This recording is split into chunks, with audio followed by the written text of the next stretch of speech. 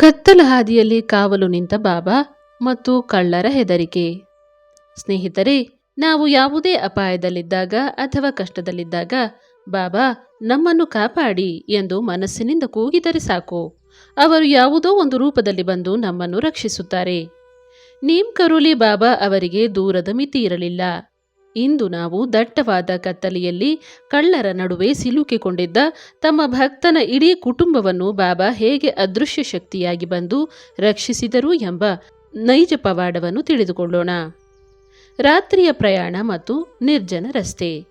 ಗೋಪಾಲ್ ಎಂಬ ಒಬ್ಬ ವ್ಯಾಪಾರಿ ಬಾಬಾ ಅವರ ಪರಮ ಭಕ್ತನಾಗಿದ್ದನು. ಒಂದು ದಿನ ಆತ ತನ್ನ ಹೆಂಡತಿ ಮತ್ತು ಸಣ್ಣ ಮಗುವಿನೊಂದಿಗೆ ತನ್ನ ಸ್ವಂತ ಕಾರಿನಲ್ಲಿ ದೆಹಲಿಯಿಂದ ನೈನಿತಾಲ್ಗೆ ಹೊರಟಿದ್ದನು. ದಾರಿಯಲ್ಲಿ ಕಾರು ಕೆಟ್ಟು ಹೋಗಿದ್ದರಿಂದ ಅವರಿಗೆ ತುಂಬಾ ತಡವಾಯಿತು. ಅವರು ಬರೇಲಿ ಎಂಬ ಪ್ರದೇಶವನ್ನು ದಾಟುವಾಗ ಮಧ್ಯರಾತ್ರಿ 1 ಗಂಟೆಯಾಗಿತ್ತು. ಆ ದಿನಗಳಲ್ಲಿ ಆ ಹೈವೇ ರಸ್ತೆಗಳು ಕಳ್ಳರು ಮತ್ತು ದರೋಡೆಕೋರರಿಗೆ ಹೆಸರುವಾಸಿಯಾಗಿದ್ದವು. ಮಧ್ಯರಾತ್ರಿಯ ನಂತರ ಆ ರಸ್ತೆಯಲ್ಲಿ ಯಾರೂ ಸಂಚರಿಸುತ್ತಿರಲಿಲ್ಲ. ಗೋಪಾಲ್ ಅವರ ಕಾರು ಕತ್ತಲ ರಸ್ತೆಯಲ್ಲಿ ವೇಗವಾಗಿ ಸಾಗುತ್ತಿತ್ತು. ಕಳ್ಳರ ದಾಳಿ ಮತ್ತು ನಿಂತು ಹೋದ ಕಾರು. ಇದ್ದಕ್ಕಿದ್ದಂತೆ ಕಾರಿನ ಹೆಡ್ ಲೈಟ್ ಬೆಳಕಿನಲ್ಲಿ ರಸ್ತೆಯ ಮಧ್ಯೆ ಕೆಲವು ಕಲ್ಲುಗಳು ಮತ್ತು ಮರದ ದಿಮ್ಮಿಗಳನ್ನು ಇಟ್ಟಿರುವುದು ಗೋಪಾಲ್ಗೆ ಕಾಣಿಸಿತು. ಕಳ್ಳರು ಗಾಡಿಯನ್ನು ತಡೆಯಲು ಈ ತಂತ್ರ ಹೂಡಿದ್ದರು.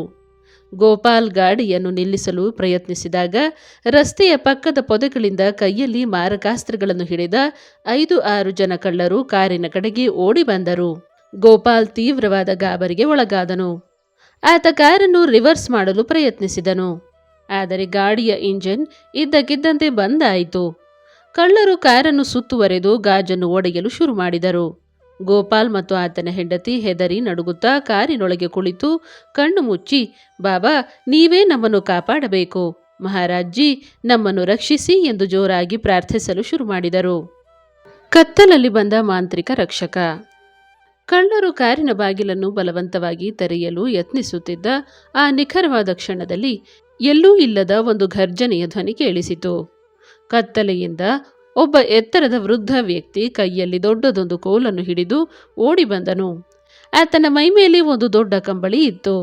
ಆ ವೃದ್ಧ ವ್ಯಕ್ತಿ ಕಳ್ಳರ ಮುಂದೆ ಬಂದು ನಿಂತು ತನ್ನ ಕೋಲನ್ನು ನೆಲಕ್ಕೆ ಜೋರಾಗಿ ಬಡಿದು, ಯಾರಿಗೆ ಸಾವು ಬಂದಿದೆ?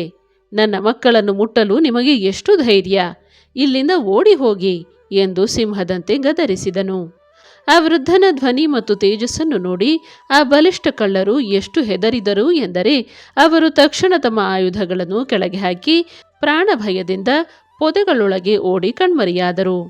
ಆ ವೃದ್ಧ ವ್ಯಕ್ತಿ ಕಾರಿನ ವಿಂಡೋ ಹತ್ತಿರ ಬಂದು, ಏಯ್ ಗೋಪಾಲ್, ಗಾಡಿ ಸ್ಟಾರ್ಟ್ ಮಾಡು, ಈಗ ಎಲ್ಲೂ ನಿಲ್ಲಿಸದೆ ನೇರವಾಗಿ ಆಶ್ರಮಕ್ಕೆ ಹೋಗು ಎಂದು ಹೇಳಿದರು. ಗೋಪಾಲ್ ಗಾಡಿಯನ್ನು ಸ್ಟಾರ್ಟ್ ಮಾಡಿದಾಗ ಆಶ್ಚರ್ಯವೆಂದರೆ ಬಂದಾಗಿದ್ದ ಕಾರು ಒಂದೇ ಸೆಲ್ಫ್ಗೆ ಸ್ಟಾರ್ಟ್ ಆಯಿತು. ಗೋಪಾಲ್ ಕೃತಜ್ಞತೆ ಹೇಳಲು ಹೊರಗೆ ನೋಡಿದಾಗ ಆ ಕಂಬಳಿ ಹೊದ್ದ ವೃದ್ಧ ಅಲ್ಲಿರಲಿಲ್ಲ. ಕೇವಲ ಕೆಲವು ಸೆಕೆಂಡುಗಳಲ್ಲಿ ಆತ ಮಾಯವಾಗಿದ್ದನು. ಕೈಂಚಿ ಧಾಮದಲ್ಲಿ ಸಿಕ್ಕ ಸಾಕ್ಷಿ. ಗೋಪಾಲ್ ಕಾರನ್ನು ಎಲ್ಲೂ ನಿಲ್ಲಿಸದೆ ಮುಂಜಾನೆ 5 ಗಂಟೆಗೆ ನೇರವಾಗಿ ಕೈಂಚಿ ಧಾಮ ಆಶ್ರಮಕ್ಕೆ ಬಂದು ತಲುಪಿದನು. ಆತ ಕಾರಿನಿಂದ ಇಳಿದು ನೇರವಾಗಿ ಬಾಬಾ ಅವರ ಕೊಠಡಿಯ ಕಡೆಗೆ ಓಡಿದನು. ಬಾಬಾ ಆಗ ತಾನೇ ಎದ್ದು ಹೊರಗೆ ಬಂದು ಕುಳಿತಿದ್ದರು. ಗೋಪಾಲ್ ಬಾಬಾ ಅವರ ಪಾದಗಳಿಗೆ ಬಿದ್ದು ಅಳುತ್ತಾ ಹೈವೇಯಲ್ಲಿ ನಡೆದ ಘಟನೆಯನ್ನು ವಿವರಿಸಲು ಹೋದನು. ಆದರೆ ಗೋಪಾಲ್ ಮಾತನಾಡುವ ಮುನ್ನವೇ ಬಾಬಾ ಜೋರಾಗಿ ನಗುತ್ತಾ ಹೇಳಿದರು, ಏನಪ್ಪ ಗೋಪಾಲ್, ಅಷ್ಟು ರಾತ್ರಿಯಲ್ಲಿ ಅಂತಹ ಕಳ್ಳರ ರಸ್ತೆಯಲ್ಲಿ ಮಗುವನ್ನು ಕರೆದುಕೊಂಡು ಹೋಗಬೇಕಾಗಿತ್ತ? ಆ ಕಳ್ಳರು ತುಂಬಾ ಹಠಮಾರಿಗಳಾಗಿದ್ದರು.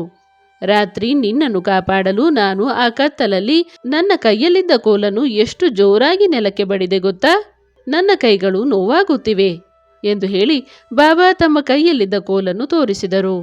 ಆ ಕೋಲಿನ ತುದಿಗೆ ಹೈವೇ ರಸ್ತೆಯ ಮಣ್ಣು ಇನ್ನೂ ಹಾಗೇ ಅಂಟಿಕೊಂಡಿತ್ತು. ಇದನ್ನು ನೋಡಿ ಗೋಪಾಲ್ ಮತ್ತು ಆತನ ಹೆಂಡತಿ ಬಾಬಾ ಅವರ ಪಾದಗಳನ್ನು ಗಟ್ಟಿಯಾಗಿ ಹಿಡಿದುಕೊಂಡು ಕಣ್ಣೀರು ಹಾಕಿದರು.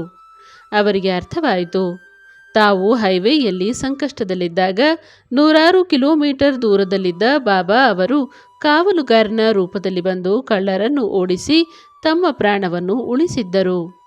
ಸ್ನೇಹಿತರೆ, ನೀಮ್ ಕರೋಲಿ ಬಾಬಾ ಅವರು ಹೇಳುತ್ತಿದ್ದರು, ನೀವು ಕಷ್ಟದಲ್ಲಿದ್ದಾಗ ನನ್ನನ್ನು ನೆನೆದರೆ ನಾನು ನಿಮಗಿಂತ ಮುಂಚಿತವಾಗಿ ಅಲ್ಲಿಗೆ ತಲುಪುತ್ತೇನೆ. ಈ ಕಥೆಯೇ ಅದಕ್ಕೆ ಸತ್ಯವಾದ ಸಾಕ್ಷಿ. ಜೈ ಮಹಾರಾಜ್ ಜಿ.